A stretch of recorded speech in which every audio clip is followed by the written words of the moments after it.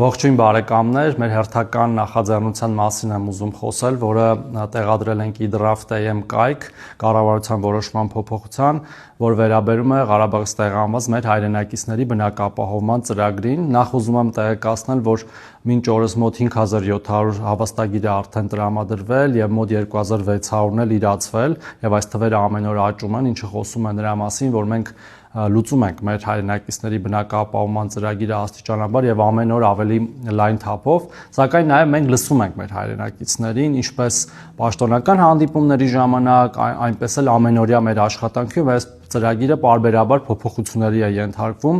որպեսզի լուծենք այն խնդիրները, որոնք ի սկզբանե մենք չէինք կանխատեսել եւ դրանց թվում է օրինակ ամուսնալուծված քաղաքացիների հարցը, որոնք որ չէին կարողանում առանձին հավաստագիր ստանալ եւ այս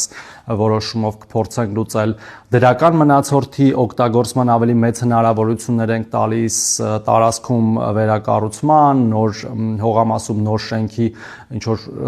շինության կառուցման հնարավորություններ ենք տալու, նաեւ միջգերատեսչական հանձնաժողովի հնարավորություն ենք տալու որոշակի դեպքերում ապացուցել այդ բնակ մակերես ունենալու, նախկինում ունենալու հանգամանքները, որոնք որ չէին կարողանում մենք կադաստրային փաստաթղթերով ապացուցել, այսինքն ըստ էության նորից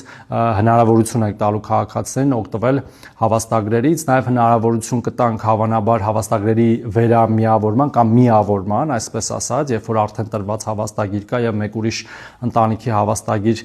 կկարողանան միավորել այս հավաստագրի հետ եւ հնարավորություն տան ըստ էության բնակարանային հարցերը լուծելու այդ նաև վերամիավորվող կամ միավորվող ընտանիքի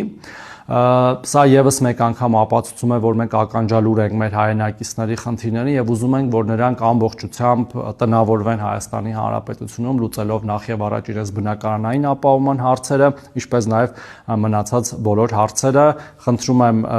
մեկնաբանություններ գրեք այդ կառավարության որոշման նախագծի տակ, որպեսզի նաեւ մենք վստահ լինենք, որ ճիշտ ճանապարհով ենք առաջ գնում։